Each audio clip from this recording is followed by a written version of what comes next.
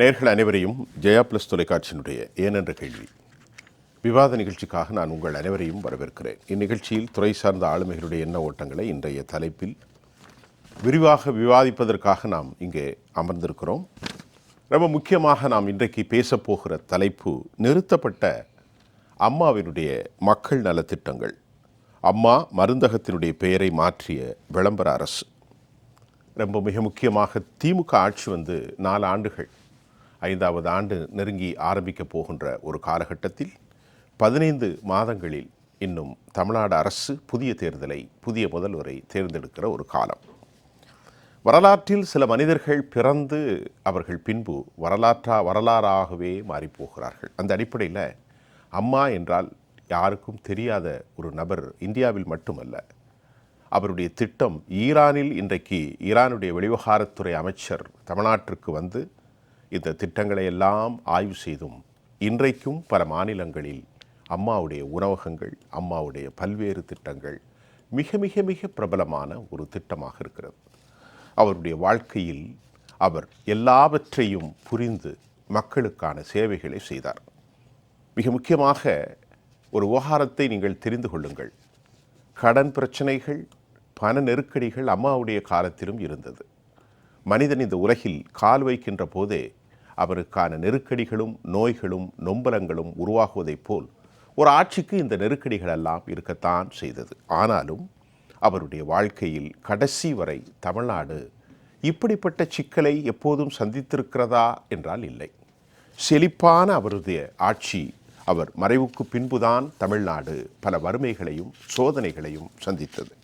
அவருடைய திட்டத்தின் வடிவாக அம்மா உணவகம், அம்மா குடிநீர், அம்மா சிமெண்ட், அம்மா மருந்தகம், அம்மா உப்பு, இப்படி சொல்லிக்கொண்டே போகலாம். தாலிக்கு தங்கம், மாணவிகளுக்கான மிதிவண்டி, எல்லாவற்றையும் பார்த்து பார்த்து செய்து மறைந்த பின்பும் அவருடைய திட்டங்களுக்கு இன்றைக்கு மக்களிடத்தில் பேச்சு பொருளாகத்தான் ஆகி கொண்டிருக்கிறது.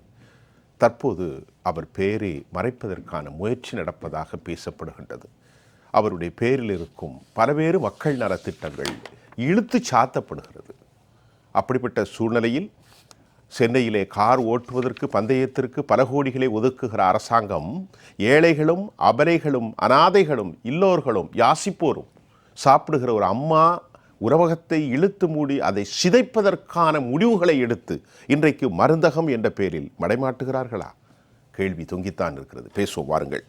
திராவிட இயக்க ஆய்வாளர், மரியாதைக்குரிய மூத்த பத்திரிகையாளர் ஐயா துரைக்கண்ணா நம்மோடு இணைகிறார். வாங்க சார். வணக்கம். பொருளாதார நிபுணர் ஐயா சீனிவாசன் அவர்களை நான் வரவேற்கின்றேன். அரசியல் விமர்சகர், சமூக ஊடக ஆய்வாளர் மற்றும் எழுத்தாளர் திருக்குமார் ஐயா அவங்க. இவர்களோடு நம்முடைய நண்பர் பத்திரிகையாளர் திரு ராமன் அவர்கள். ஐயா குமார், உங்கள்கிட்டருந்தே நான் போகிறேன். நான் இந்த கேள்வியாக நீங்கள் சொல்லுங்கள், நான் சொன்னதெல்லாம் எப்படி பார்க்குறேன். அதாவது ஒரு காலத்தில் தலைவர்கள்லாம் எப்படி இருந்தாங்கன்னு சொன்னால், பெருந்தன்மையினுடைய அவங்க பழகினது, அவங்க பேசுனதெல்லாம் எடுத்து பார்த்தா, இப்போ காமராஜரை எடுத்துக்கங்க, எம்ஜிஆர்கிட்ட கேட்டால் சொல்லுவார், அண்ணா எனக்கு தலைவர், அண்ணா எனக்கு வழிகாட்டி, காமராஜர் எனக்கு தலைவர் அப்படின்னு சொன்னார். அவர் இருந்த கட்சி வேறு, இவர் இருந்த கட்சி வேறு. அந்த பெருந்தன்மைகள்லாம் அதே போல் நீங்கள் ஜெயபிரகாஷ் நாராயணன், நீங்கள் லால் பகதூர் சாஸ்திரி, அரியலூரில் ரயில் விபத்து நடந்ததுக்கு அவர் மினிஸ்டர், அவர் பதவி விலகினார். ஆனால் உடனே விலகினார். ஹெக்டே, நம்ம காலத்தில் வாழ்ந்த ராமகிருஷ்ண ஹெக்டே, கர்நாடகாவோட சீஃப் மினிஸ்டர், டெலிஃபோனை ஒட்டு கேட்ட விவகாரத்தில் அவர் மேலே குற்றம் சாட்டு இருந்ததுனால நான் பதவி விலகிறேன்னு விலகினார். மானஸ்தர்கள் இருந்தாங்க, நிறைய பேர் இருந்தாங்க. ஓமந்தூர் ராமசாமி ரெட்டியார் அவர் இருந்த காலத்தில் சுற்றுப்பயணம் அப்போ ஆந்திரா, கர்நாடகா, தமிழ்நாடு எல்லாம் ஒன்றா இருந்த மாநிலம். ஒன்றா இருக்கும் பொழுது எங்கேயாவது சுற்றுப்பயணம் போனால் கணக்கு பிள்ளைய கூட வச்சுக்குவாரான் காரில். ஏன்னா, ஏன் நம்ம அரசாங்கம் வேலையை தானே போகிறோம் அப்படின்னு கேட்டால், இல்லை அரசாங்க வேலையாக போகிறோம், நம்ம நாடு இப்போ தான் சுதந்திரம் இப்போ தான் கொஞ்சம் கொஞ்சமாக நம்ம டெவலப் ஆகிட்டு இருக்கோம். ஆனால் எல்லா செலவையும் அரசாங்கத்துக்கு மேலே போடுறதுங்கிறது அவ்வளோ சரியில்லை. நான் ஒருத்தன் கேட்பான், ஒரு பப்ளிக் நின்று கேட்டு நீ போனே அது காரியம் நடக்கலையே, பணத்தை செலவு வீணடிச்சிட்டேன்னு கேட்டால் நான் என்ன பதில் சொல்லுவேன்? ஏதோ இருக்கிற வரைக்கும் பண்ணலான்னு செலவு பண்ணி கடைசியில் எல்லாத்தையும் இழந்துட்டு திண்ணையில் இருந்து அனாதை போல் இறந்து போனார். இந்த மாதிரி தலைவர்கள்லாம் இருந்த நாட்டில் அந்த அம்மையார் அற்புதமான திட்டங்களெல்லாம் கொண்டு வந்தாங்க. அந்த பேரில் இவர் சொன்னார், திரு முதலமைச்சர் அவர்கள் வந்த உடனே என்ன சொன்னார்னா, நாங்கள் எந்த திட்டத்தையும் பேரெல்லாம் மாற்ற போகிறதில்ல, அப்படியே ஃபங்க்ஷன் பண்ணணுன்னு தான் அவர் சொன்னார். ஆனால் சொல்லிவிட்டு இப்போ மாற்றிருக்கார். அது இவங்களுக்கு கைதேர்ந்த கலை. இவங்க எது சொல்கிறது ஒன்று செய்கிறது ஒன்றுங்கிறது இவங்களுக்கு கைதேர்ந்த கலை. அதை பண்ணியிருக்காரு. இந்த திட்டங்களெல்லாம் இந்த மாதிரியெல்லாம் புதுசாக என்னவோ பண்ணலாம். அதெல்லாம் பண்ணுறதை விட்டுட்டு எவ்வளவோ பண்ணுறதுக்கு இருக்குது. மத்திய அரசு சண்டை, மத்திய அரசுக்கு எதிரான வழக்கை போட்டு இப்போ நீதிமன்றம் 10-12 கேள்வி கேட்டிருக்கிறது.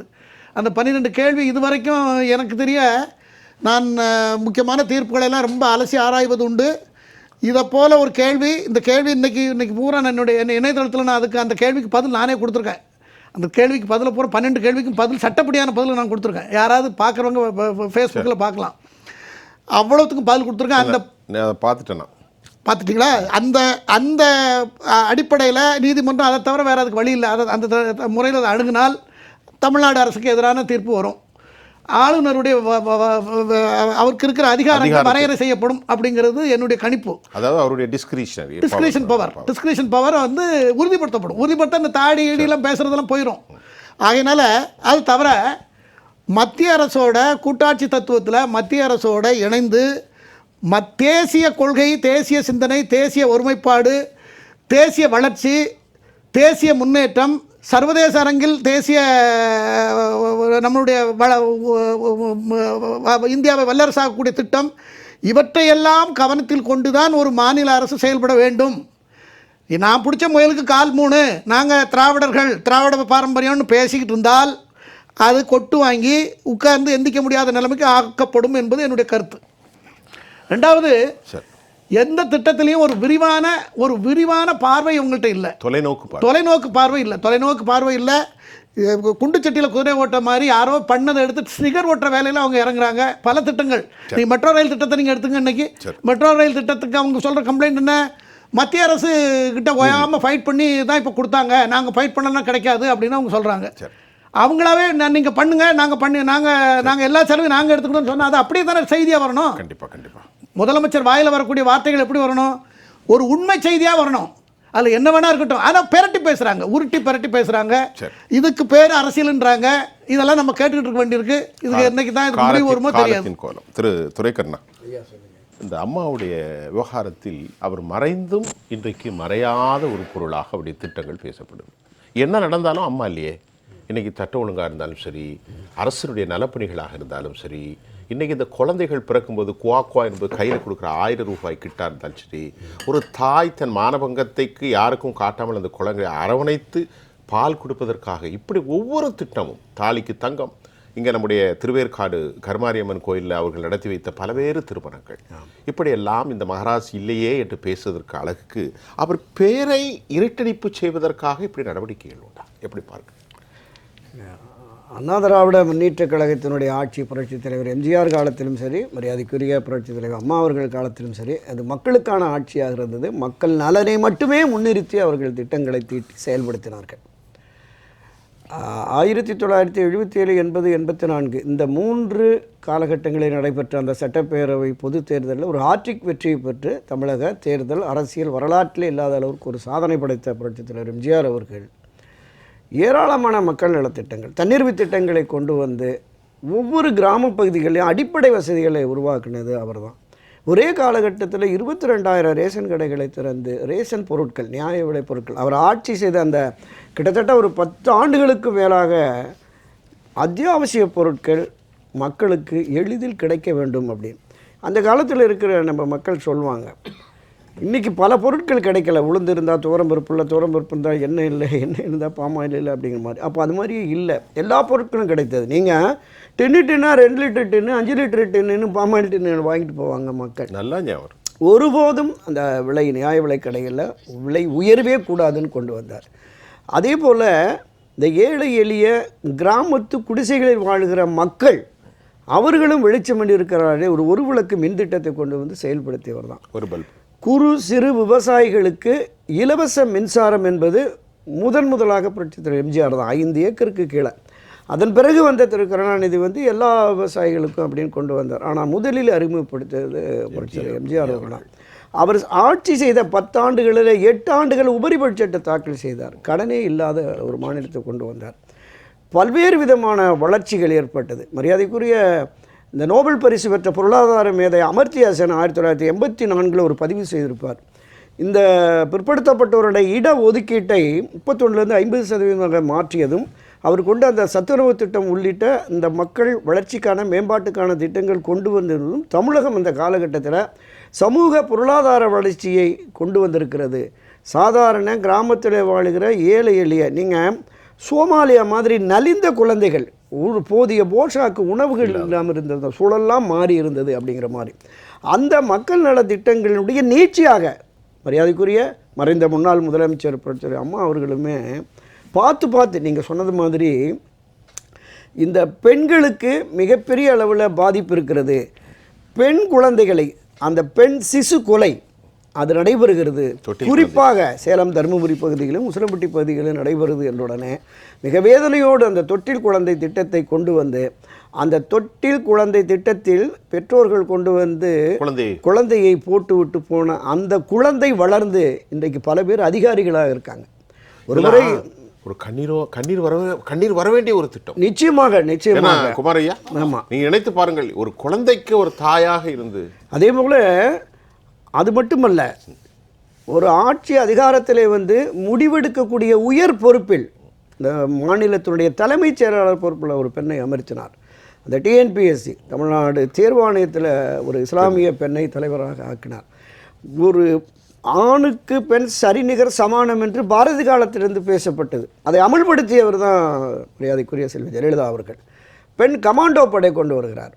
அனைத்து மகளிர் காவல் நிலையம், பெண்கள் புகார் கொடுக்க காவல் நிலையத்திற்கு செல்ல முடியாத சூழல் இருக்கிற போது அவர்கள் தைரியமாக சென்று புகார் கொடுத்து நடவடிக்கை எடுப்பதற்கான வசதி வாய்ப்புகளை உருவாக்க வேண்டும் என்கிறார்.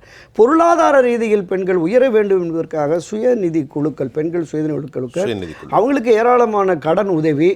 கணவன்மார்கள் குடிச்சிட்டு அவங்க அந்த சம்பாத்தியத்தை செலவு பண்ணி குழந்தைங்களை வளர்க்கக்கூட தாய்மார்கள் சிரமப்படுகிறார்கள் என்பதற்காக அப்படிப்பட்ட இது கறவை பசு, இலவசமாக ஆடு வழங்கும் திட்டம், கோழி வழங்கும் திட்டம், ஏழை எளிய குடிசை பகுதியில் வாழுகிற அந்த பெண்களுடைய அந்த கவலையை அவர்கள் ஏற்பட்ட நெருக்கடியை தீர்ப்பதற்காக மிக்சி, கிரைண்டர், ஃபேனு, பணியாற்றுகிற பெண்களுக்காக 50% அந்த மானிய விலையில் ஸ்கூட்டர் வழங்குறது, தாலிக்கு தங்க வழங்க திட்டம் இருக்குல்ல. கிராமப்பகுதியில் 8ஆம் வகுப்பு 10ஆம் வகுப்பு படித்த ஒரு மாணவி அவர் திருமணத்துக்கு வருகிற போது ஒரு மூக்குத்தி வாங்க கூட வழி இல்லாத அந்த கிராமப்பகுதியில் பெண்கள் படிக்க வேண்டும், படித்தால் திருமணத்துக்கு உதவி கிடைக்கும் என்கிற அந்த பார்வையில் படிக்க வைப்பதற்கும் உதவி, அந்த படித்த பெண்களுக்கு வருகிற போது திருமணத்திற்கு தாலிக்கு தங்கம் என்கிற திட்டம். இதை தாண்டி நீங்கள் குறிப்பிட்ட அம்மா உணவகம், அம்மா சிமெண்ட், அம்மா மருந்தகம், இப்படி ஏராளமான திட்டங்கள். அது மக்கள் நலத்திட்டங்கள்.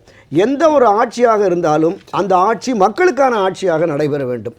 மக்களுக்கான நலத்திட்டங்கள் எந்த ஆட்சி கொண்டு வந்தாலும் அடுத்து வருகிற ஆட்சி அதை தொடர வேண்டும். அந்த போக்கு இல்லாமல் சுயநல போக்கில் மாற்றான் தோட்டத்து மல்லிகைக்கும் மணக்கும் என்று, மல்லிகை மணக்கும் என்று பேரறிஞர் அண்ணா அவர்கள் தெரிவித்து எல்லோரையும் அரவணைத்து சென்ற பாங்கு போக்கு பேரறிஞர் அண்ணா காலத்தில் இருந்தது. அந்த திராவிட கட்சியினுடைய தொடக்கத்தில் இருந்தது அந்த நிலை. அதற்கு பிறகு வந்த இந்த ஆட்சி என்பது மக்கள் விரோத போக்கையே அதிகமாக கடைபிடிக்கிறார்களோ அப்படிங்கிற மாதிரியான பார்வை மாதிரி. இந்த மழைநீர் சேகரிப்பு திட்டம், இந்த திட்டம் என்பதும் தமிழ்நாட்டில் தலைநகர் சென்னையில் ஒரு மிகப்பெரிய அளவில் நிலத்தடி நீர் குறைந்து ஆபத்து வருகிறது, கடல் நீர் உட்புகும் அபாயம் இருக்கிறது அப்படிங்கிற தகவல் வந்த உடனடியாக இந்த மழைநீர் சேகரிப்பு திட்டத்தை கட்டாயப்படுத்தி அதை கொண்டு வந்தாங்க. அது மாதிரி அவர் அறிவிக்கிற ஒவ்வொரு திட்டம், அதாவது சட்டமன்றத்தில் திராவிட முன்னேற்ற கழகத்தினுடைய பேரவை உறுப்பினர்கள் பேசும்போது சொல்லுவாங்க, கருவறை முதல் கல்லறை வரையிலும் எல்லா காலகட்டங்களிலும் மக்களுக்கு உதவிகள் சென்று சேருகிற வகையில் அம்மாவுடைய திட்டங்கள் இருக்குது. கர்ப்பிணி பெண்களை கிட்டத்தட்ட 12 லட்சம் ரூபாய் அவங்களுக்கு உதவி. அந்த கர்ப்ப காலத்தில் 6 மாதத்திற்கு முன்பு, குழந்தை பிறந்ததற்கு பின்பு, அந்த குழந்தை நல பெட்டகம் என்று ஒரு 16 வகை பொருட்கள். அதே மாதிரி பெண்கள் கல்வி கேட்கிற போது இடைநிற்றல், இந்த இடைநிற்றலை தடுப்பதற்காக அவங்களுக்கு தனி உதவித்தொகை கொடுக்கறது. பெண் கல்விக்கு அதிக முக்கியத்துவம், உயர்கல்விக்கு செல்வதற்கான ரேஷியோவை அவங்க தான் அதிகப்படுத்தினாங்க. பெண்கள் வந்து இந்த 8ஆம் வகுப்பு 10ஆம் வகுப்பு முடிக்கிறாங்க, அவர்களுக்கு உயர்கல்வி வரையிலும் கொண்டு வருவதற்கான முயற்சியை மரியாதைக்குரிய புரட்சி அம்மா அவர்கள் தான் கொண்டு வந்தாங்க. மக்கள் போற்றக்கூடிய, மக்கள் காலகாலத்திற்கும் நினைத்து பார்க்கக்கூடிய, மக்கள் பயன்பெறக்கூடிய அந்த திட்டங்களை தான் புரட்சியாளர் எம்ஜிஆர் அவர்களும் மரியாதைக்குரிய அம்மா செல்வி ஜெயலலிதாவும் கொண்டு வந்தாங்க. ஆனால் அடிக்கடி மரியாதைக்குரிய சின்னம்மா திருமதி வி.கே. சசிகலா சொல்கிற போது இது ஒரு விளம்பர அரசாகவே இருக்கிறது. சரி, எந்த ஒரு உருப்படியான திட்டமும் இல்லாமல் வெறும் விளம்பரம், அடுத்து தொடர்ந்து ஆட்சி அமைக்க வேண்டும் என்பதற்காகவே இது மாதிரியான விளம்பர திட்டங்கள். நீங்கள் தமிழ்நாட்டில் ஆகப்பெரிய திட்டம், யாராலும் கைவிட முடியாத திட்டம் என்பது புரட்சித் தலைவர் எம்ஜிஆர் கொண்டு வந்து அவருடைய கனவு திட்டமான, லட்சிய திட்டமான சத்துணவு திட்டம். அந்த சத்துணவு திட்டத்தை அன்றைக்கு விமர்சித்தவர்கள் கூட அப்போ திரும்ப வந்து முட்டை போட்டு உண்மையான சத்துணவு நாங்கள் தர்றோம்னு சொல்லக்கூடிய அளவுக்கு கொண்டோம்னா அது எவராலும் எப்போதும் கைவிட முடியாது. ஆமாம், எப்போதும் எவராலும் கைவிட முடியாது என்கிற அளவுக்கு கொண்டு வந்து இன்றைக்கி தேசம் முழுவதுமே அதை அமல்படுத்தக்கூடிய ஒரு நிலைப்பாடு இருக்கிறது. இதில் கூட ஒரு விளம்பரம் தேடுவதற்காகவே இந்த புலியை பார்த்து பூனை சூடு போட்டது, மயிலை பார்த்து வான்கோழி ஆடுற மாதிரி காலை உணவு திட்டம்னு ரவா உப்புமா, ரவா கேசரி, ஒரு ரவா காலை உணவு திட்டத்தை கொண்டு அதுவும் தனியார் கையில் கொடுக்கறது, அது நிறைய இருக்குது. பள்ளிகள் கல்லூரியோட தனியார்கிட்ட போகிற மாதிரியெல்லாம் இருக்குது. எனவே இந்த அரசு என்பது சாதாரண சாமானிய ஏழை எளிய மக்களினுடைய வாழ்க்கை தரத்தை உயர்த்த எந்த திட்டமும் இல்லாமல் ஏற்கனவே உயர்த்துவதற்கான திட்டத்தை வடிவமைத்து செயல்படுத்த அந்த திட்டங்களையும் விடுவது என்பது இந்த அம்மா மருந்தகம், அம்மா அவங்க ஒரு பேரை மாற்றுறது. அந்த ஏற்கனவே அம்மா பேர்ல மருந்தகம் இருக்கு. ஆமாம், ஏற்கனவே அந்த அம்மா உணவகங்களை கூட அங்கங்கே பேர் மாற்றம் இது எல்லாம் இருக்குது. இந்த நிலைப்பாட்டை கைவிட்டு மக்களுக்கான திட்டங்களை தொடர்ந்து செயல்படுத்தினார்கள் என்றால் தான் இந்த அரசு மீது மக்களுக்கு ஓரளவுக்காவது ஒரு அனுதாபம் இருக்கும். இல்லை என்றால் நிச்சயமாக ஆட்சி மாற்றத்திற்கான அந்த வேலைகளை மக்கள் தொடங்கிடுவாங்க அப்படிங்கிறது என்னுடைய முதற்கட்ட பார்வை. ஐயா வெற்றிவேடியல் சீனிவாசன், ஒரு வரலாற்று ஒரு நாயகி மறைந்து விட்டார். அவருடைய திட்டங்கள் நம்முடைய உள்ளத்தில். ஒரே ஒரு சின்ன செய்தி, நீங்கள்லாம் நிறைய தெரியும், அம்மா இறந்து போயிட்டாங்க, நாம் அவர்களோடு பழகக்கூடிய வாய்ப்பு இல்லை. இருந்தாலும் அரசு மருத்துவமனைக்கு சென்றிருக்கிறேன். ஒரு குழந்தையை கொண்டு பேர் காலத்திற்கு என்னை வர சொல்லியிருக்கிறார்கள். நானும் சென்று சில ஆண்டுகளுக்கு அங்கே அம்மாவினுடைய டாக்டர் முத்துலட்சுமி ரெட்டி மகப்பேறு நிதியுதவி திட்டம், அம்மா பேபி கேர் கிட்னு ஒன்று கொடுத்தாங்க. அது என்ன இருக்குன்னு உள்ளே பார்த்தா, நாப்கின், பராமரிப்பு துண்டு, குழந்தைக்கான மாற்றுடை, படுக்கை, கொசுவலை, 100 ml oil can, shampoo, soap, நகவெட்டி, பொம்மை, கிளுகிழுப்பை, அதே மாதிரி இந்த சுண்டி லேகியம் தாய்க்கு 250 ml சானிடைஸ் பண்ணுறதுக்கு, சௌபாக்கியா சுண்டி லேகியம், அப்பப்பா 16 வகை பொருட்கள். இப்போ அதெல்லாம் இருக்கா? அப்படி இருந்தாலும் என்னங்கிறது தெரியல. நான் மக்களுக்காக ஒரு செய்தி சொல்கிறேன். இப்படி ஒரு தலைவி மக்களுக்காக பார்த்து நினைவு சொல்லுங்கள், உங்களுடைய பார்வைகளை சொல்லுங்கள். புரட்சி தலைவர் எம்ஜிஆர் அவர்கள்ட்டேருந்து ஆரம்பிப்போம். புரூக்லின் ஹாஸ்பிட்டலில் இருக்கிற பொழுது வெளியில் குழந்தைகள் விளையாடுது, அந்த நாட்டு குழந்தைகள், அமெரிக்காவில். ஆமாம், இந்த குழந்தைகளெல்லாம் இவ்வளோ ஹெல்த்தியாக இருக்கே அப்படின்ற கேள்வியே கேட்குறாரு. இங்கேருந்து ஒரு மினிஸ்டர் போயிருக்கிற பொழுது அவங்க இளம் பிராயத்தில் இந்த குழந்தைகளுக்கு தடுப்பூசி ஒன்று போடுறாங்க, அது போடுறதுனால அந்த குழந்தைகள் ஹெல்த்தியாக வளருது ஆரோக்கியத்தோடு. இந்த ட்ரிபிள் ஆன்டிஜன் மேட்டரை சொல்கிறார். சரி, அதை என்ன செய்யலாம்? இல்லை, நம்மளும் போடலாம், இவ்வளவு செலவாகணும், எல்லாருக்கும் ஃப்ரீயாக போடுறதுக்கு ஏற்பாடு பண்ணுங்கிறார். அதுதான் அவருடைய மனோநிலை.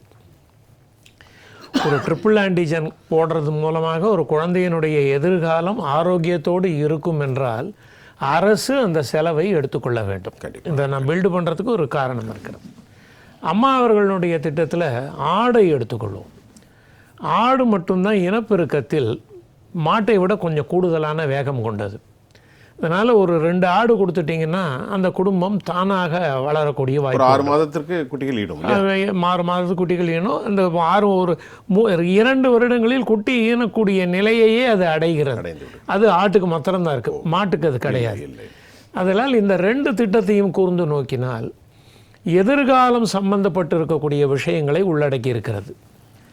1960களில் ஒரு ஆன்மீக அமைப்பு உள்ள வந்து பிடி அரிசி திட்டம் அப்படின்னு ஒன்று கொண்டு வந்தாங்க. பிடி அரிசி திட்டம், அதாவது ஒவ்வொரு வீட்லேயும் ஒரு அழகான பானை ஒன்று கொடுத்துருவாங்க. நமக்கு சமைக்கிற பொழுது ஒரு பிடி அரிசி எடுத்து அதுக்குள்ளே போட்டு வைக்கணும். மந்த்லி ஒன்ஸ் அதை கலெக்ட் பண்ணுவாங்க. கலெக்ட் பண்ணி அதை சோறாக வடித்து நல்ல உணவாக மாற்றி, அதாவது தக்காளி சாதம் இந்த மாதிரி சாதமாக மாற்றி ஏழைகளுக்கு கொடுக்க வேண்டும். ஏழைகளுக்கு கொடுக்க வேண்டும் என்கின்ற சொல்கிற பொழுது அதை அறிமுகப்படுத்துபவர் சொல்கிறார், 10 பைசா வாங்கிக்கோங்கிறார். இந்த இடம் தான் ரொம்ப அற்புதமான ஒரு இடமாக பார்க்கிறேன். 10 பைசா வாங்கிக்கோ அப்படிங்க.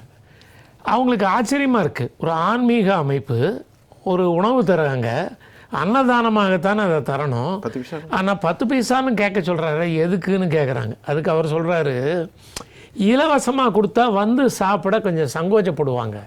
அது ஒரு 10 பைசாவோ ஒரு 5 பைசாவோ என்ன அவனால் முடியுமோ கண்ணியத்தோடு அதை வாங்கிக்கோ, அப்போ அவன் ஒரு கண்ணியத்தோடு வாங்கிக்கிட்டு போக முடியும்.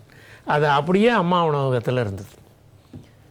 வெளியூர்லேருந்து வந்திருக்கிறவர்களும் சரி, இந்த ஊரில் தனியாக இருப்பவர்களும் சரி, அவர்கள் எல்லோருமே கண்ணியத்தோடு தரமான சுத்தமான குறைந்த விலையில் உணவை ஏற்க முடிந்தது. அதற்கு மிக முக்கியமான காரணம், இதில் பெரும்பாலானவை கார்ப்பரேஷனுடைய அலுவலகத்திலேயே நடந்தது தான். இன்னொரு இடமா இருந்தால் அந்த வாடகை செலவு இருக்கும். இது எந்த இடத்துலையும் வாடகை செலவை கொண்டு வரவில்லை. ஒரு வருடம் பயன்படுத்திய பிறகு எந்த இடங்களிலெல்லாம் விற்பனை குறைவாக இருக்கிறதோ அங்கு மட்டும் சில மாற்றங்களை கொண்டு விட்டு மற்ற இடங்களில் கூடுதல் தயாரிப்பை செய்தார். அதில் சுத்தம் தான். ஒர்க் பண்ணுறவங்களும் சரி, சமையல் பண்ணுறவங்களும் க்ளவுஸ் போட்டு தான் பண்ணுறோம், தலைக்கு கேப்பு போட்டுன்னு பண்ணக்கூடிய அளவிற்கு சுத்தமான இதை கொடுத்துருக்காங்க. இதுதான் ஒரு அரசினுடைய பார்வையாக இருக்க வேண்டும். சீனிவாசன் சார்ட்ட ஒரு கேட்குறேன், 140 கோடி ரூபாய் இதற்கு திட்டம். இதுவரை எனக்கு அரசினுடைய அறிக்கை பார்த்து 700 கோடி ரூபாய் இத்திட்டத்திற்கு வந்திருக்கிறது. வருமானமோ வெறும் 20 கோடி தான் வருகிறது என்று சொல்கிறது. சாராயத்தின் மூலமாக 46,000 கோடி, பத்திரப்பதிவின் கோடி கோடியாக அரசினுடைய அளவுகளுக்கு மேல் மண்ணையும் கனிம வளங்களையும் கொள்ளையடிக்கிறார்கள். ஆனால் ஏழைகளும் அபலைகளும் அனாதைகளும் இல்லாதவர்களும் விளிம்பு நிலை மக்களும் சாப்பிட்றதுக்கு ஒரு அரசு 100 கோடி ரூபாய் செலவாதுன்னு திட்டத்தை கணக்கு போடுறாங்க. என்ன எங்கே போயிட்டு இருக்கு திரு சீனிவாசன்? சோஷியல் காஸ்டிங்னு ஒன்று உண்டு. அதாவது எந்த ஒரு ப்ராஜெக்டாக இருந்தாலும் திட்டமாக இருந்தாலும் காஸ்ட் பெனிஃபிட் அனாலிசிஸ்ன்னு ஒன்று பண்ணுவாங்க. அதாவது நம்ம எவ்வளவு செலவழிக்கிறோம், அதன் மூலமாக என்ன பலன் கிடைக்கிறது. அந்த பலனை லாபமாக ரூபாயாக பார்க்கக்கூடாது. 2 வகையாக பார்க்கணும். ஒன்று, அதை நம்ம கொடுக்க முடியுதா, இன்னொன்று இதனுடைய எதிர்கால பலன் என்ன. இப்போ ஐயா அவர்கள் குறிப்பிட்டார்கள் அல்லவா, அதாவது இந்த குழந்தைகள் இன்றைக்கு வளர்ந்திருக்கிறார்கள், வளர்ந்து சில இடங்களில் பதவிகளையும் வகிக்கிறார்கள் என்று குறிப்பிட்டதுன்னா அன்றைக்கி போட்ட இன்வெஸ்ட்மெண்ட் தான். அது ஃபுல்லாக அழிஞ்சு பேருக்குமே கருவிலே அது அழகாக வளர்ந்து கலெக்டராகவோ அரசு அதிகாரி ஐயா சொன்னாங்களே துரைக்கண்ண ஐயா. அதனால தான் ஒரு சோஷியல் ஸ்டிக்மா என்று சொல்லக்கூடிய சமூகத்தில் இருக்கக்கூடிய புறையோடி இருக்கும் ஒரு பிரச்சனையை நீக்குவதற்கு சட்டம் மட்டும் போதாது. சட்டம் இருக்குன்னா அதில் எங்கே இடுக்கு இருக்குன்னு பார்ப்போம். இந்த குழந்தை சிசு கொலைகள் நடக்கின்றன என்றால் சிசு கொலையை இப்படி மாற்றுவது என்கின்ற ஒரு சிந்தனை அம்மா அவர்களுக்கு வந்திருக்கிறது. அதாவது தொட்டில் குழந்தை திட்டம்னா நீங்கள் எந்த நேரத்தில் வேணும்னாலும் அந்த குழந்தையை போட்டுட்டு போகலாம். யார் கொண்டு வந்து போட்டாங்க என்பதை யாருக்கும் சொல்ல வேண்டிய அவசியம் கிடையாது. அதற்காக அந்த தொட்டில் அந்த அலுவலகத்தின் வெளியிலே இருக்கும். நீங்கள் உள்ளே வந்து பதிவு செய்யணுங்கிற அவசியம் கிடையாது. அதுதான் மிக முக்கியமான ஒரு விஷயம். அப்படி சிந்தனையினுடைய ஆழ்ந்த இது. அது இப்போ நம்ம வந்து வரதட்சணை கூடாதுன்னு சொல்கிறோம், ஆனால் ஒரு நகை போடாமல் கல்யாணம் பண்ண முடியுமா? போய் அந்த சோஷியல் ஆஸ்பெக்ட் அப்படியே மாற்றுறதுக்கு பதிலாக தாலிக்கு தங்கம்னு ஒன்று கொடுத்துட்டு அதை நீங்கள் பதிவு செய்து கொண்டால் போதும் என்று சொன்னால் அதன் மூலமாக திருமணம் நடைபெறும். பத்திரிகையாளர் ராமன்ட்டு ஒரு கேள்வி, அம்மா உணவகத்தில் ஐடி செக்டாரில் இருந்து தெருவை சாதாரண கூலிகள், குப்பைகள் பொறுக்கக்கூடிய ஏழை மக்கள், விளிம்பு நிலை மக்கள் எல்லாருமே சாப்பிட்றாங்க. எல்லாருமே ரொம்ப நீட்டாக ஐயா துரைக்கண்ண ஐயா சொன்ன மாதிரி கையில் க்ளவுஸ் போட்டுலாம் பண்ணாங்க. ஆலந்தூர் பாரதி என்கின்றவர் திராவிட முன்னேற்ற கழகத்தினுடைய செய்தி தொடர்பாளர். செப்டம்பர் 22, 2024 காலையில் டெல்லியிலிருந்து ஒரு நாளிதழ் செய்தி வெளியிடுகிறது. அந்த செய்தி என்கிட்ட இருக்குது, ஏன்னா நம்ம மேலே ஏதாவது சொல்லிடக்கூடாது. அந்த செய்தியில் ஆலந்தூர் பாரதி சொல்கிறாரு, அம்மாவே போயாச்சே, இனி என்ன அம்மா உணவகம்? நல்லா கவனிங்க. அம்மா இல்லையே. அம்மா உணவகம் என்னப்பா? 150 பேர் சாப்பிட்ற சாப்பாட்டு கடையை வச்சுக்கிட்டு திமுக காரன் மூடிட்டான்னு என்னையா சொல்லிகிட்டு இருக்கீங்க? அப்புறம் ரெண்டாவது சொல்கிறாரு, வீணாக போன உணவை தானே ஜெய அரசு போட்டுச்சு, நாங்கள் என்ன அப்படியா போடுறோம்? அதை விட்டு இன்னொன்று சொல்கிறாரு, பீகாரில் இருக்கிற ஹிந்திக்காரன் உத்தரப்பிரதேசக்காரன்லாம் வந்து தமிழ்நாட்டில் நாம் போடுற சப்பாத்தியும் குருமாவை நல்லா தின்னுட்டு போகிறதுக்காக வரி பணத்தை வேஸ்ட் பண்ணணும். ஆலந்தூர் பாரதி செப்டம்பர் 24, 2024 22 செய்தி வெளியாகி இருக்கிறது.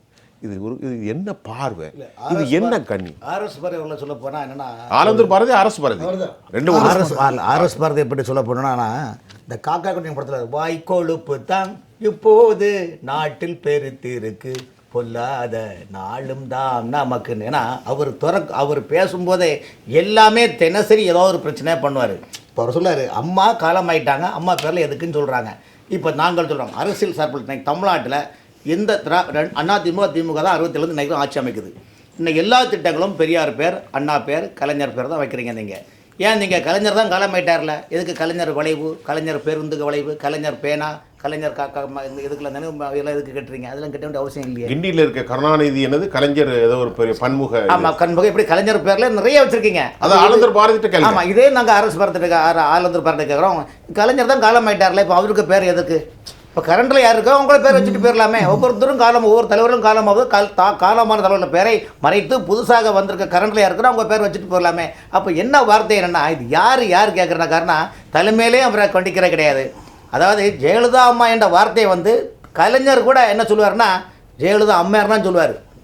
திமுகவில் உள்ள கலைஞர் கூட இதுவரைக்கும், அதாவது உலகத்தில் வந்து எல்லா தலைவர்களும் பார்த்தீங்களா, இன்றைக்கி நந்தனார் அந்த படத்தில் பார்த்தீங்கன்னா நந்தனார் சொல்லுவார், என்னப்பன் நல்லவா என் தாயும் நல்லவா, என்னப்பன் நல்லவா என் தாயும் நல்லவா, பொன்னம்பலத்தல்லவா பொன்னம்பலத்தார் அல்லவான்னு சொல்லுவாங்க. அம்மாவும் அப்பாவும் நந்தனாரை அந்த வந்து தில்லை நடராஜராக போற்றி பாடுறாரு. அதுக்கு அடுத்தபடியாக அரசியல் நீங்கள் பார்த்தீங்கன்னா உலக அளவில் ஜெயலலிதா அம்மாவிடத்தில் அம்மா என்று அழைக்கின்றார்கள். உலக நாடுகளில் ஒரு ஒப்பற்ற தலைவியாக சரித்திரம் பேசும் இங்கிலாந்தினுடைய அந்த டாக்டருடைய அந்த வரலாறு கூட புக்கை எடுத்து படிக்கிறாங்கன்னா எவ்வளோ பெரிய விஷயம், சாதாரண விஷயம் கிடையாது. ஆனால் ஜெயலலிதா அம்மாவை பேச வேண்டால் அம்மா என்ற வார்த்தை இன்னைக்கு அந்த அம்மா என்ற நிலைப்படுக்கிறது இன்னைக்கு பாருங்கள்.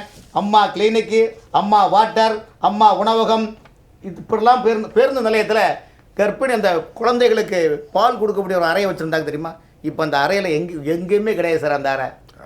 அந்த அறை அதாவது ஒரு மனசாட்சி கிடையாது, ஈவரக்கம் கிடையாது. ஆகவே ஆர்எஸ் பாரதி பேசிய பேச்சுக்கள் அவர் ஒன்றல்ல ரெண்டல்ல இன்னைக்கு கூட இறக்கி கொடுத்துருக்காரு. எங்களுடைய திமுக அறிவாலயத்தில் வந்து ஒரு புள்ளை கூட நீங்கள் பிடுங்க முடியாதுன்னா ஒரு ஆட்சியில் இருக்கிறவங்க அகங்கார பேச்சு தானே அர்த்தம் சொல்லுங்க. அதே போல் இன்னொரு அமத்தை சொல்கிறாரு, இந்த அதிமுகவிலிருந்து பதவி சுகங்களை அனுபவித்து கொண்டு எல்லாம் கொண்டு அந்த திமுகவில் சொல்கிறாரு, திமுகவை இனிமேல் எந்த கும்பலாலும் அழிக்க முடியாது, இந்த திமுகவை அழிக்க வேண்டுமானால் இன்னொருவன் பிறந்தான் வர வேண்டும் என்று சொல்லுகின்றார். அதே நான் சொல்லுகின்றேன், எம்ஜிஆர் அவர்கள் உங்களை 13 வருடம் ஓட வைத்தார்கள். ஜெயலலிதா அம்மா அவர்கள் 2012 2021 வரைக்கும் 10 ஆண்டு காலம் திமுக என்ற எதிர்க்கட்சி இல்லாமல் ஒரு நிலைப்பாடு உருவாக்கினாரா இல்லையா? அப்படின்ற அன்று நிலைமை நீங்கள் சொல்லிக்கலாம். 2006 நீங்கள் சிறுபான்மை மைனாரிட்டி ஆட்சி என்ற பேர் இது வைக்கின்ற போது ஜெயலலிதா அம்மையார் தமிழ்நாடு முழுவதும் குளச்சலிருந்து திருவள்ளூர் சட்டமன்ற தொகுதி வரைக்கும் பட்டி தொட்டெல்லாம் மக்களுக்கு திமுக செய்த அநியாயங்களையும் அக்கிரமியங்களையும் லேண்ட் கப்ளிகரம் போன்ற பல்வேறு ஊழல் சமூக செயல்களை சுட்டிக்காட்டி மிகப்பெரிய எழுச்சிகளை உருவாக்கி ஆட்சியை கொண்டு வந்தாரா இல்லையா? அப்படிலாம் நீங்கள் எங்கே போனீங்க? இன்னைக்கு என்னென்னா நீங்கள் உங்களுக்கு அதாவது ஆட்சி அதிகாரம் கையில் இருக்குது. என்ன விஷயம்னா இந்த பிரச்சனைகள் இன்னைக்கு வந்து அம்மா மருந்தகம் கூட்டுறவுத்துறையில் 2 நடத்துகிறாங்க. ஒன்று அம்மா மருந்தகம், இன்னொன்று கூட்டுறவு மருந்தகம் 2 நடத்துகிறாங்க. அதுக்கு அந்த துறை சார்ந்த உயர் அதிகாரியான ஐஎஸ் என்ன சொல்கிறாருன்னா, நாங்கள் ஜென்ரிக் மெடிசன் உள்பட 136 புதிய மருந்துகளை கொண்டு வர போகிறோம். அதற்கு என்ன பண்ணுறாருன்னா, நாங்கள் வந்து 400 சொல்கிற கிடையாது, நாங்கள் லைசன்ஸ்லாம் கொடுத்து வச்சுருக்கிறோம். அதுக்கு முதல்வர் பேரில் வச்சுருக்கோம். எப்படின்னா ஹோட்டலில் போய் உட்காந்து பார்த்தா தோசை வேணுமா, மசாலா தோசை வேணுமா, ஸ்பெஷல் மசாலா தோசை வேணுமா என்ற மாதிரி. இது என்னங்க யார்கிட்ட நாடகம்? அப்படி என்றால் என்ன அர்த்தம்? கொஞ்சம் கொஞ்சமாக வச்சு அம்மா மருந்தகத்தை பேரை மாற்றி முதல்வர் மருந்தகம்னு நிலைப்படத்துக்கு கொண்டு வரீங்க. அப்போ இதில் யாருக்கு இது என்ன காரணம்? யார் கேட்கணும்? இதை எதிர்கட்சி வரிசையில் உள்ள கேட்கணுமா வேண்டாமா? அன்று திமுக ஆட்சி வரும்போது ஜெயலலிதா அம்மையார், எம்ஜிஆர் அவர்களெல்லாம் மக்களுக்காக ஒவ்வொரு நாளைக்கும் நொடி பொழுதும் தட்டி கேட்டார் மக்களுடைய உரிமைகளுக்காக. ஆனால் இன்று இந்த விடிய அரசின் மூலம் அதிமுக என்ற பெயரை வைத்து சிலர் சொல்லுகின்றார்களா? யார் கேட்குறாங்க? காரணம் என்னவென்றால் அவர்களுக்கும் மடியில் பயம், கணம். ஆனால் இன்று வரைக்கும் எதிர்க்கட்சி வரிசையிலிருந்து மக்களுக்காக சொல்லக்கூடிய ஒரே தலைவர் யார் என்றால் தியாக தலைவர் சின்னம்மா தானே இந்த தட்டி கேட்குறாங்க ஒவ்வொரு குறைகளையும். ஆகவே இன்னைக்கு இந்த தலைப்பை வச்சு இதுவரையிலும் எந்த தொலைக்காட்சியுமே விவாதம் நடத்தலை. ஏன்னா இதெல்லாம் மக்களுக்கான திட்டங்கள். ஜெயலலிதா அம்மா கொண்டு வந்த அத்தனை திட்டங்களும் மக்களுக்கான திட்டங்கள். இங்கே தங்கம் இன்னைக்கு 70,000 ரூபா தாண்டியாச்சு சார். சாதாரண மக்கள் வாங்க முடியுமா? இன்னைக்கு அரப்போன் அவ தாலியில் இருக்கு 4 கிராம் 40,000 ரூபாய் அந்த தங்க திட்டத்தை க்ளோஸ் பண்ணீங்க. கையிருப்பே குறைஞ்சு போச்சு. இல்ல இல்ல எல்லா அரசாங்கம் வழங்கிய 1 லட்சம் ரூபாய் ஆகும் என்கின்றது அமெரிக்காவின் வெளிவிவகாரத்துறை. இன்றைக்கு வந்திருக்கக்கூடிய செய்தி அமெரிக்காவினுடைய பாலிசியை பார்க்கிற போது 1 லட்சம் ரூபாய் ஏறும். அதாவது மக்களுக்கான திட்டங்கள் ஜெயலலிதா அம்மா கொண்டு வந்த அத்தனை திட்டங்களையும் டோட்டலாக குழி தோண்டி முடியாச்சு. இனிமேல் அவங்க ஆட்சி நம்ம கையில் இருக்குது, அதிகாரம் நம்ம கையில் இருக்குது, எப்படி வேண்டுமானாலும் மக்களை ஏமாற்றலாம் என்று நினைக்கின்றார்கள். ஆனால் ஒன்று சொல்லுகிறேன், அன்றைக்கு அம்மா என்று அழைக்கக்கூடியதுக்கு சொல்கிறேன். அடிமைப்பெண் படத்தில் வாலி எழுதின பாட்டு பாருங்கள். அகந்தையை அடிப்பாள் ஆற்றலை கொடுப்பாள் அவள்தான் அன்னை மகாசக்தி அந்த தாய் இல்லாமல் நான் இல்லை என்ற பாடு. தாய் என்றால் தமிழகத்தை பொறுத்தவரையிலும் அது ஜெயலலிதா அம்மா தான் தாய். அந்த தாயினுடைய மறு உருவமாக இன்று தியாகத்தில் சின்னம்மாவுடைய நல்லாட்சியில் 2026 வரும் ஆட்சி அமரும் என்ற கண்டிப்பாக வரும் என்ற காலம் வெகு தூரம் இல்லை. ரொம்ப சிறப்பு. குமார் சார், ஒரு முக்கியமான விஷயம், இந்த வாய் கொழுப்பு என்ற ஒரு வார்த்தையை பதிவு செய்தார். நான் ஒரு நெறியாளராக அந்த கடும்போக்கு சொல்லாளர்களை இல்லை, அதில் சில நியாயம் இருக்கிறதோ என்று என்ன தோன்றுகின்றது. ஆலந்தூர் பாரதி ஒரு பசித்தவனுக்கு உணவளிப்பதற்காகத்தான் அம்மா அதை செஞ்சுருக்கிறாங்க. 650 சமூக உணவகங்கள் தமிழ்நாட்டில், 407 மாநகராட்சியில் உணவகங்கள், இன்றைக்கு அது 399 குறைந்திருக்கிறது. 138 நகராட்சிகள், எல்லா இடங்களிலும் அது இருந்திருக்கிறது, எக்ஸ்டென்ஷன் ஆகுது. அதில் அவர் சொல்கிறாரு, உத்தரப்பிரதேசம் காரணம் வடக்கு உள்ளவன்லாம் வயிற நிறைக்கிறதுக்கு நம்ம வரிப்பணம் மாற முடிஞ்சது, அவன் நிறைய சப்பாத்தியும் குருமாவும் தாங்குறான்னு. இதுதான் வாய் கொழுப்பு. இதுதான் அகத்தின் அழகு முகத்தில் தெரியும்னு சொல்லுவாங்க. அவர் முகத்தை நீங்கள் பார்த்தீங்கன்னாலே அதில் ஒரு மனிதத்தன்மை, மனித மாண்பே இருக்காது. அவர் சிரிச்சு என்னைக்காவது பார்த்துருக்கீங்களா? என்ன சிரிச்சு என்னைக்காவது பார்த்துருக்கீங்களா? நான் உங்கள்கிட்ட இந்த கேள்வியை கேட்குறேன். சிரிச்சு என்னைக்காவது பார்த்தீங்களா? இப்படி ஒரு மனிதர் அவரை செய்தி தொடர்பாளராக வைத்து இந்த மாதிரி அந்த அவர் நினைக்கிறார், அவர் புத்திசாலித்தனமாக பேசுகிறதாக நினைக்கிறாரு. பட் மக்கள் பார்த்துக்கிட்டு இருக்காங்கங்கிறது அவர் ஒத்துக்கிறது இல்லை. அப்போ வெளி மாநிலத்தில் 100 வருஷத்துக்கு முன்னே நம்மெல்லாம் டெல்லியில் டெல்லி சிம்லா போன்ற இடங்களில் நம்ம அங்கே போய் இருக்கலையே, மதராசிஸ் சப்ராசிஸ் இதெல்லாம் தெரிஞ்சிருக்கும் சார். இந்த கருத்தே தேசவிரோத கருத்து. தேசவிரோத கருத்து. அடிப்படையே தேசவிரோத சிந்தனை தான் சார். அடிப்படையே அதாவது நான் எங்கள் ஆட்சி எங்கள் மாநிலம் ஏதோ மத்திய அரசுக்கு இதில் இன்ட்ரெஸ்ட் இல்லாத போலையும் மற்ற எந்த கட்சிக்கும் அந்த உடன்பாடு இல்லாத போலையும் நாங்கள் சம்பளம் கொடுக்குறோம், ஆளுநருக்கு நாங்கள் சம்பளம் கொடுக்குறோம், இப்படிலாம் பேசுவாங்க. நீங்கள் நிறைய கேட்டிருப்பீங்க. இல்லை, ஓசியில் போகிறீங்க பஸ்ஸில் உனக்கு 1000 உண்டு, உங்கள் அம்மாவுக்கும் 1000. ஆமாம், அது வார்த்தை உங்கள் அம்மா இல்லை, என்ன அசிங்கமான வார்த்தை இருந்துச்சு. அப்படி தானே? எவ்வளோ அசிங்கமான வார்த்தை. இதெல்லாம் இப்போ டிஎம்கே வந்த பிறகு தான் இந்த கலாச்சாரம்லாம் இப்படி வந்திருக்கிறது. இவர் அது கலைஞர் இருக்கும் பொழுது அப்பப்போ அது கண்டனத்துக்குள்ள ஆகப்பட்டிருந்தார். ஆனால் இப்போதைக்கு அவருக்கு முழு சுதந்திரமாக இருக்கிறது. இதெல்லாம் மக்கள் அதை எப்படி எடுத்துக்குவாங்கங்கிறது அவர் கவலைப்படுறதில்ல. அவதூறான வார்த்தைகள், அதே போல் பல விஷயங்களை சொல்லலாம். அவரை பற்றின கம்ப்ளைண்ட் எப்போதும் ஒவ்வொரு வருஷத்தில் 4 கம்ப்ளைண்ட் எடுத்து வச்சு பேசலாம். ஆனால் அவரை பற்றி அவ்வளோ தூரம் முக்கியத்துவம் கொடுத்து பேசணுங்கிறது எனக்கு தோணலை. அது ஒன்று. ரெண்டாவது, இந்த அரசாங்கம், நீங்கள் சொன்னீங்க நிதியை பற்றி சொன்னீங்க. ஒயின் ஷாப்பில் இதில் மதுக்கடைகளில் எவ்வளோ வருமானம் வருது, பத்திரப்பதிவுத்துறைன்னு. ஆமாம், தமிழ்நாட்டு அரசுக்கு 21,000. தமிழ்நாடு அரசு, நாட் ஒன்லி தமிழ்நாடு அரசு, மாநில அரசுகளுக்கு வரக்கூடிய வருவாய் இருக்கு பாருங்க. மத்திய அரசுக்கு வரக்கூடிய வருவாய் வருமான வரியும் சுங்க வரியும் தான் நேரடி வருவாய். பாக்கி எல்லாம் மறைமுக இதுதான், மாநிலங்கள் வழியாக வர்றது தான். ஆனால் இங்கே மாநிலங்களுக்கு வர வேண்டிய வருவாய் என்ன? சொத்து வரி, சொத்து வரி, அதுக்கப்புறம் பத்திரப்பதிவு கட்டண வரி, முத்துரைத்தாள் வருமானம், அதுக்கப்புறம் வெஹிக்கிள், கார் வாங்கின காருக்கு வரக்கூடிய வரி முழுக்க மாநில அரசுக்கு தான் போகிறது. இப்படி பல்வேறு வரிகள் இருக்குது. தவிர இது மினரல்ஸ், மண்ணில் வரக்கூடிய வருமானம், கிரானைட்டில் வரக்கூடிய வருமானம், எல்லா வருமானமும் தமிழ்நாட்டுக்கு தான் போகிறது. தமிழ்நாட்டுக்கு மத்திய அரசுக்கு போகக்கூடிய வருமானத்தில் 50% நேரடியாக ஜிஎஸ்டியில் மாநில அரசுக்கு வந்து விடுகிறது. பாக்கி இருக்கிறதுல அடுத்த 50%, 41% எல்லா மாநிலங்களுக்கும். அதை 46 ஆக்குவதற்கு பரிசீலனைகள் இருந்தது. 41 60-40க்கு ஒரு திட்டம் வச்சிருக்காங்க. மேகநாதனுடைய ஸ்டேட்மெண்ட் நீங்கள் படிச்சிருப்பீங்க. சோமநாதன் நிதித்துறை செயலாளருடைய ஸ்டேட்மெண்ட் 4 நாளைக்கு முன்னால் அவர் இங்கே வந்திருக்கும் பொழுது அவர் கொடுத்த பேட்டி இருக்கிறது.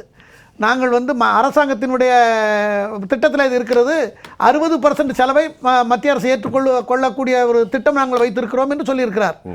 ஒரு அதிகாரிங்கிற முறையில் நாம் அதை எடுத்துக்கொள்ள வேண்டும் என்று தான் நான் நினைக்கிறேன். அப்படியெல்லாம் நடந்தால் அந்த மாதிரிப்பட்ட ஒரு மத்திய அரசு ரொம்ப சாமர்த்தியமாக மாநிலங்களையும் கவனித்து கொண்டு மாநிலத்திற்குரிய தொகைகளையும் கொடுத்து கொண்டு உலக அரங்கில் இந்தியாவுக்கு மரியாதை தேடிக்கொண்டு உலக அரங்கத்தில் இந்தியாவை ஒரு வல்லரசாக்க வேண்டும் என்ற முயற்சி எடுத்துக்கொண்டு எந்த விதத்திலும் குறை சொல்ல முடியாத அளவுக்கு ஒரு ஆட்சி போய் கொண்டிருக்கிறது என்றால் அதை தூசி வாரி அதை திட்டி தீர்த்து அதுக்கு தகுந்த பொய்களை சொல்கிறது, மேலேருந்து கீழே வரைக்கும் பொய்களை சொல்லி கட்சியை பிராண்ட் பண்ணுறதுங்கிறது ரொம்ப அசிங்கமாக இருக்கிறது, கேவலமாக இருக்கிறது. இந்த ஆட்சிக்கு மக்கள் அடுத்த வரும் தேர்தலில் ஆல்டர்னேட்டிவ் வந்து அதில் என்ன அதிர்ஷ்டம்னா அந்த ஆட்சிக்கு ஆல்டர்னேட்டிவ் நொறுங்கி போய் கிடக்குது. எடப்பாடிங்கிற ஒரு மனிதரால் எம்ஜிஆர் கட்டிய கோபுரத்தை உடைத்து அடிப்படையில் சுற்றி வச்சு உடைச்ச மாதிரி உடைச்சி நொறுக்கி போட்டுட்ருக்காரு. அது என்ன ஆக போகுதுன்னு தெரியாது. எம்ஜிஆர் ஆன்மா வந்து அதை காப்பாற்றுமான்னு கூட நான் சில நேரங்களில் அப்படி யோசிக்கிறது உண்டு. எம்ஜிஆர் ஆன்மா தான் வரணும். ஏன்னா நல்லவர்கள் ஆன்மா வந்து நல்லவர்களுடைய ஆன்மாவுக்கு வலிமை உண்டு. ஒரு நல்ல மனிதர் சொந்த பணத்தில் அரசாங்கத்திலேருந்து எந்த விதமான சொத்து சேர்க்காமல் 77லேருந்து 87 வரைக்கும் காணிலெல்லாம் அவர் வாங்கினதில்லை. இப்போ ஒரு கவுன்சிலரை விட்டால் நான் 2 கல்யாண மண்டபம் 4 பங்களா ஃபார்ச்சுனர் கார் 4 வைக்கிற ஒரு காலம்.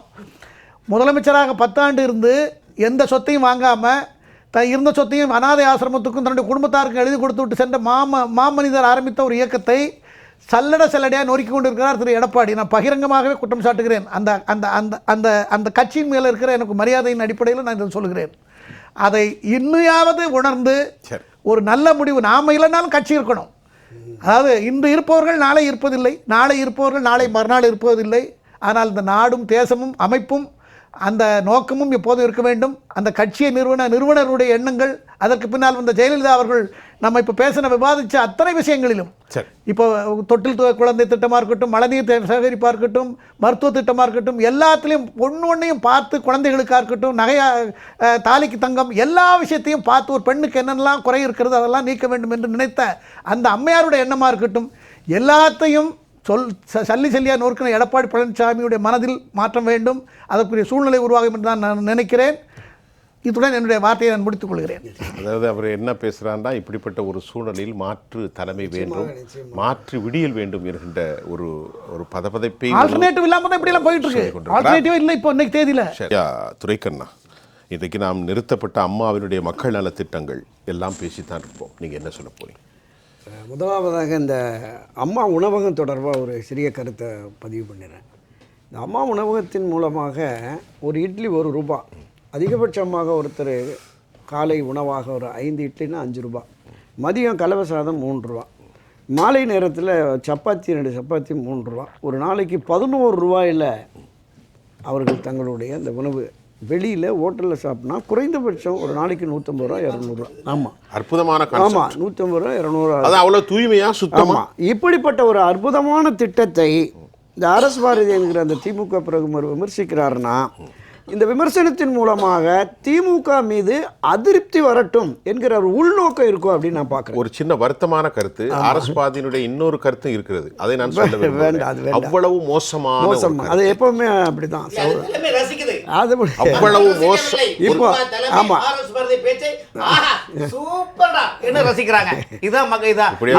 இப்போ இந்த ஆட்சியினுடைய செயல்பாடுகளுக்கு இந்த ஒரு பானை சோற்றுக்கு ஒரு சோறு பதங்கிற மாதிரி அம்மா அறிவித்த மக்கள் நலத்திட்டங்கிட்ட மட்டும் இல்லை, இன்றைய முதலமைச்சர் திரு மு.க. ஸ்டாலினுடைய அவங்க அப்பா அறிவித்த திட்டத்தை அவர் ரத்து பண்ணிட்டார். மருத்துவர்கள் போராடி கொண்டிருக்கிற பொழுது இந்த மருத்துவருடைய ஊதிய உயர்வு கோரிக்கையாக அரசாணை 354 மறைந்த முன்னாள் முதலமைச்சர் கருணாநிதி அவர்கள் போட்டுட்டு போகிறார். அதற்கு அடுத்து அண்ணா திராவிட முன்னேற்ற கழக ஆட்சியில் அதற்கான கோரிக்கைகளை முன்வைத்து போராடுகிறார்கள். அந்த சூழலில் அன்றைய எதிர்க்கட்சி தலைவர் இன்றைய முதலமைச்சர் போய் அவங்கள ஆறுதல் படுத்தி, நான் ஆட்சிக்கு வந்த உடனே 1 மாத காலத்தில் உங்களுடைய அனைத்து கோரிக்கைகளையும், குறிப்பாக எங்களுடைய தந்தையார் அந்த கொண்டு வந்த அந்த ஜிஓ 354 நான் நிறைவேற்றிய தீர்வுங்கிறார். ஆட்சிக்கு வந்த மக்கள் நல்வாழ்வுத்துறை அமைச்சர் உங்களுடைய கோரிக்கைகளை 10 நாட்களில் நான் தீர்த்துருவேங்கிறார். 4 வருஷம் ஆகிப்போச்சு, ஒன்றுமே இல்லை. அந்த மருத்துவர்களை அவமானப்படுத்துகிற வகையில் தான் அரசும் அரசாங்கமும் அமைச்சர்களும் செயல்படுகிறாங்க. நம்ம பல இந்த விவாத மேடைகளிலே பல பதிவுகள் சொல்லியிருக்கிறோம். ஏற்கனவே கொரோனா காலத்தில் உயிரிழந்த டாக்டர் விவேகானந்தனுடைய குடும்பத்தை எப்படி அலக்களிக்கிறாங்க, அந்த குடும்பத்தை எப்படி அநாகரிகமான முறையில் அந்த குடும்பத்தில் எல்லோருமே வேதனைப்படக்கூடிய அளவிற்கு சட்டமன்றத்திலே பேசுகிறாரு. அதை விட கூடுதலாக டாக்டர் லட்சுமி நரசிம்மன் ஒருத்தர் இந்த அரசனுடைய செயல்பாடுகளால் போராட்ட களத்தில் இருந்தவர் மனம் வெதும்பி மரணம் அடைஞ்சிட்டார். அது அந்த குடும்பத்துக்கு எதுவும் பண்ணலையேன்னு டாக்டர்கள் எல்லாம் போராடினா கோரிக்கை விடுத்தா ஒரு அரசு செயலாளர் ஒரு முழு பொய்யை சொல்கிறார். 1 கோடி ரூபாய் கொடுத்துருக்கோம், குடும்பத்துக்கு வேலை கொடுக்கறதுக்கான இருக்கும். கொதித்து எழுந்து டாக்டர்கள் அந்த அரசு அதிகாரி முன்னாடியே போராட போனபோது மன்னிச்சுங்க, நான் தவறான தகவலை சொல்லிட்டேன் அப்படிங்கிறார். ஆக அரசு அதிகாரிகளும் சரி அமைச்சர்களும் சரி பொய்யை மட்டுமே சொல்லி பிரச்சனைகளை திசை திருப்புகிற இந்த போக்கு இருக்குல்ல, இது நிச்சயமாக மக்கள் மனதில் இந்த ஆட்சி அம்பலப்பட்டு நிற்கும். மரியாதைக்குரிய சகோதரர் குமார் அவர்கள் சொன்னது மாதிரி மாற்றம் ஒன்று தான் இதற்கு தீர்வு.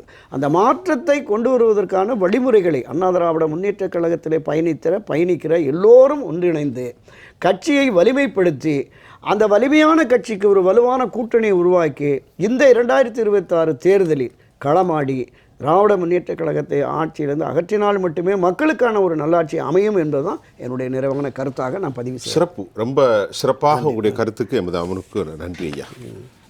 திரு ராமன், அதாவது இன்னைக்கு இந்த திமுக ஆட்சியினுடைய ஊழல் ஆட்சி மக்கள் விரோத ஆட்சிக்கு முற்றுப்புள்ளி வைக்க வேண்டுமானால் அதிமுக ஒருங்கிணைய வேண்டும். அந்த அதிமுக ஒருங்கிணைய வேண்டும் என்பதுதான் தியாகத்தில் சின்னம்மா தொடர்ந்து வலியுறுத்துகிறார். தற்போது கடந்த 2 நாளாக முன்னாள் அமைச்சர் கே செங்கோட்டையன் ஒரு கருத்து சொன்னார் பாருங்க. நான் எம்ஜிஆரால் வளர்க்கப்பட்டவர், ஜெயலலிதாமாவில் அடையாளம் காட்டப்பட்டவர். எந்த நிகழ்ச்சியாக இருந்தாலும் எம்ஜிஆர் படத்தையும் ஜெயலலிதாமா படத்தையும் இல்லாமல் ஒரு நிகழ்ச்சி நடத்தினால் அவன் அதிமுக காரனா அதிமுக தொண்டனா என்று மணியத்தை கேட்கின்றார் என்றால் சாதாரண விஷயமா சொல்லுங்க. அப்படிப்பட்ட இன்னைக்கு கட்சியினுடைய அதான் செங்கோட்டையன் அவர்களுடைய பேச்சு இன்றைக்கு தமிழ்நாட்டில் ஒரு பெரிய அதிர்வலை ஏற்படுத்த காரணம் என்னவென்றால் இதை விட 100 மடங்கு தியாகத்தில் சின்னம்மாக்கு எல்லாருக்கும் தெரியும். ஆனால் அவர்கள் சைலண்டாக இருக்கின்றார்கள். காரணம் என்றால் செங்கோட்டையனுடைய பேச்சு அதிமுக தொண்டர்களின் பேச்சு குரல், செங்கோட்டையனுடைய பேச்சு அதிமுக நேர்மையான வாய்மையான தூய்மையான எம்ஜிஆரின் கொள்கையும் ஜெயலலிதாவுடைய கொள்கையும் தன்னகத்தை கொண்ட முன்னாள் அமைச்சரின் எண்ணத்தை எல்லாம் அவர் பிரதிபலித்து உள்ளார். ஆனால் இன்று இவ்வளவு பிரச்சனை ஆகியும் எடப்பாடி பழனிசாமி ஏன் தான் சைலண்டாக இருக்கின்றார் என்றால் ஜெயலலிதா அம்மா காலமான பிறகு சசிகலா அம்மா பேச்சை கேட்காமல் கண்டதே காட்சி கொண்டதே கோலம் என்ற நிலைப்பாட்டில் 4.5 ஆண்டு காலம் இவர்கள் செய்த அட்டூழியத்தை தான் அந்த மைனஸ் தான் திமுகவை பிளஸ் ஆக்கின்றது. திமுக தேர்தல் பிரச்சனை என்ன செய்தார்? எடப்பாடி பழனிசாமி விட மாட்டேன்னு சொன்னாங்களா இல்லையா? இன்னைக்கு ஆட்சி வந்தவர்னா 2 பேரும் ஒரு அன்கோ போட்டு கொண்டிருக்கின்றார்கள். இதை தொண்டர்கள் புரிந்து கொள்ள வேண்டும், அதிமுக நிர்வாகிகள் புரிந்து கொள்ள வேண்டும். ஆகவே பிரச்சனை என்னவென்றால் நாம் அதிமுக ஒருங்கிணையாவிட்டால் ஒன்றிணைந்து சேர்ப்பில்லாவிட்டால் எம்ஜிஆர் பேரையும் மறைப்பார்கள், ஜெயலலிதா போட்ட அனைத்து திட்டத்தின் பேர்களையும் மறைப்பார்கள். இது நிச்சயமாக செய்வார்கள். அவர்கள் கண்ணு கேட்ட தூரம் எதிர்க்கட்சி என்ற நிலைப்பாடு இல்லை என்று திமுக நினைக்கின்றது. இதைத்தான் தியாகத்தில் சின்னம்மா தொடர்ந்து 4 ஆண்டு காலம் சொல்லிக் கொண்டிருக்கின்றார். ஆகவே காலம் கடந்தாலும் ஞானம் பிறந்த கதை போல் நீங்கள் இன்னும் 1 ஆண்டு காலம் இருக்கின்றது. அந்த ஓராண்டுகள் ஒரு குடும்பத்தில் அம்மா அப்பா பிள்ளைகளுக்கு பிரச்சனை வர இல்லையா, அண்ணன் தம்பிக்குள்ள பிரச்சனை வரலையா, அங்காளி பெண்களுடைய சண்டை வர இல்லையா? இத்தகைய சூழ்நிலைகளை அதிமுக மைனஸ் இருக்கிற சூழ்நிலை தான் RS என்ன சொல்லுகின்றார்? நாங்கள் அதிமுக திமுக நாங்கள் அங்காளி பங்காளிகள், எங்களுக்குள்ள ஒன்றும் பிரச்சனை இல்லை அப்பான்னு சொல்கிறாங்கன்னா அப்போ அர்த்தம் என்ன? எங்கேயோ இடிக்குது இல்லையா? அந்த இடிப்பை மாற்றி மக்களுக்கு ஒருங்கிணைந்து செயல்பட்டால் அதில் இன்னொரு விஷயம் என்னன்னா, ஜெயலலிதா அம்மா எப்படி திமுக காரங்க எதிர்ப்பான நிலைமை கொண்டு வந்தார்களோ அதே நிலைப்பாடு தியாகத்தில் சின்னமாக உள்ளது. ஆனால் எடப்பாடி பழனிசாமி இருக்கிற பல முன்னாள் அமைச்சர்கள் இன்னைக்கு செங்கோட்டையன் போன்ற சில நேர்மையான தலைவர்களை தவிர்த்து மீதி எடப்பாடி பழனிசாமி பல தலைவர்கள் முன்னாள் அமைச்சர்கள் திமுகவுடன் இவர்களும் சேர்ந்து ரகசியமாக மிகப்பெரிய அளவில் வர்த்தகம் செய்கின்றார்கள். அதே கான்ட்ராக்ட்காரர்கள் இப்பொழுதும் செய்கின்றார்கள், அதே தொடர்புகள் இப்பொழுதும் செய்கின்றார்கள். ஆகவே பூனைக்குட்டி வெளிச்சத்தில் வர வைத்துள்ளது ஜெயா பிளஸ் தொலைக்காட்சி. இது உண்மையான நிலை. அண்ணன் குமாருக்கு தான் நன்றி சொல்லணும். காரணம் குமார் அண்ணன் சொன்னது தான் நாங்களும் அதை உண்மையாக வெளிப்படுத்துகிறோம். இந்த ரகசியத்தை மக்கள் தெரிந்து கொள்ள வேண்டும், புரிந்து கொள்ள வேண்டும், அறிந்து கொள்ள வேண்டும். திமுக நம்மளை 2026 அதிமுகவை நாசம் செய்துவிடும். அதைத்தான் இன்னைக்கு சர்வே எடுக்கணும்னு என்ன சொல்கிறாங்க? பாஜக பிரசஞ்சு கூடியிருக்கின்றது. அதிமுக பெர்சன்டேஜ் குறைஞ்சிருக்கின்றது. இதை விட உங்களுக்கு என்ன சார் எவிடன்ஸ் தேவை? ஆகவே சூழ்நிலை கருத்தில் கொண்டு இன்னும் காலம் வெகு தூரம் இல்லை, ஒருங்கிணைந்து செயல்பட்டால் 2026 எம்ஜிஆர் கனவு மட்டுமல்ல, ஜெயலலிதா அம்மையுடைய கனவு மட்டுமல்ல, அத்தனை கனவு ஒருங்கிணைத்து ஆற்றல் மிக்க மக்களுக்கு ஆற்றல் மிக்க ஆட்சியை கொடுக்க வேண்டும் என்றால் ஒருங்கிணைய வேண்டும். இல்லாவிட்டால் விதிவிட்ட பாட்டு என்று தான் சொல்ல முடியும். நான் வரேன் ஸ்ரீனிவாசன், உங்கள் நிறைவாக வரேன். சொல்லுங்கள், நிறைவு கருத்து. இந்த ஒரு சிறந்த திட்டங்களை தமிழ்நாட்டுக்கு வடிவமைத்து அதை செயல்படுத்தி இன்று நம்மிடத்தில் இல்லை. இந்த திட்டங்களில் இருக்கக்கூடிய நன்மைகள், நீண்ட காலத்திற்கு கிடைக்கக்கூடிய பயன்கள், இன்றைய முதலீடு, இவற்றையெல்லாம் கருத்தில் கொண்டுதான் திட்டங்கள் வர வேண்டும். இதற்கு முந்தைய ஆட்சிகள் என்ன செய்திருக்கின்றன, முந்தைய ஆட்சிகளுடைய கருத்தாக்கம் எப்படி இருந்திருக்கிறது என்பதை பார்க்க வேண்டும். இப்போ சத்துணவு திட்டம் என்றால் அதற்கு முன்னால் காமராஜர் ஐயா அவர்கள் கொண்டு வந்திருக்கக்கூடிய மதிய உணவு திட்டம் என்கின்ற ஒரு முன்னோடி இருக்கிறது. அமெரிக்காவில் ஒரு பகுதியில், அமெரிக்கா வளர்ந்த நாடு, அதில் ஒரு இடத்துல ஒருத்தர் ஃபோன் பண்ணி பேசி தன்னுடைய மகனுக்கு நல்ல உணவு கேட்கணும், ஆனால் விலை $3 தான் இருக்கணுன்ற பொழுது ரெட் ரேபிட் என்கின்ற ஒரு நிறுவனம் அதை கொண்டு வருகிறது. அதன் மூலமாக அனைத்து பள்ளிகளிலும் சத்துணவு கொடுக்கப்படுகிறது, அங்கேயும் கொடுக்கப்படுகிறது. ஆதலால் இதில் பெயரை பார்த்தோ அல்லது யார் கொண்டு வந்திருக்கிறார்கள் என்பதை அடிப்படையாக வைத்தோ இப்படியெல்லாம் பார்க்காமல் மக்களுக்கு நன்மை சென்று அடைகிறதா என்று பார்த்து திட்டங்களை கொண்டு வர வேண்டும். ஔஷத் என்று சொல்லக்கூடிய மத்திய அரசினுடைய திட்டத்தில் ஜெனரிக் மருந்துகள் என்று குறிப்பிட்டார்கள் அல்லவா? ஜெனரிக் மருந்துகள் மூலம் ஒரு நபர் மாதத்திற்கு 1000 ரூபாய்க்கு மருந்து வாங்குகிறார் என்றால் 200 ரூபாய் சேமிக்க முடியும். கண்டிப்பாக கண்டிப்பாக இதை போன்ற திட்டங்கள் தேவைப்படுகின்றன. அது அம்மையார் அவர்களும் புரட்சி தலைவர் அவர்களும் கொண்டு வந்திருக்கக்கூடிய திட்டங்களில் பொதிந்திருக்கிறது என்கிற விஷயத்தை நாம் புரிந்து கொள்ள வேண்டும். தொலைநோக்கு போகிறேன். ஐயா குமார், இந்த திட்டம் இந்த அம்மா உணவக திட்டம் திட்டத்தை பற்றி திரு சைதை துரைசாமி அவர்கள் எனக்கு நல்ல நெருங்கிய நண்பர். அவர் என்னிடம் சொல்லும் பொழுது, இந்த திட்டத்தை நான் அம்மாவிடம் எடுத்து சொல்லும் பொழுது அப்படியே 1 மணி நேரம் டைம் ஒதுக்கி கேட்டாங்க. கேட்டுட்டு உடனே அதை நடைமுறைப்படுத்தணும்னு சொன்னாங்க. இந்த திட்டத்தை முதல்ல அம்மாட்ட எடுத்து சொன்னது சைதை துரைசாமி தான். அதை சொன்ன உடனே அதை அத்தனையும் அப்புறம் அதை இன்னும் நல்ல பல வகையில் டெவலப் பண்ணதாக அவர் ஒரு கருத்தை என்கிட்ட சொல்லியிருந்தார். அதை நான் இதில் பதிவு பண்ணுறேன்.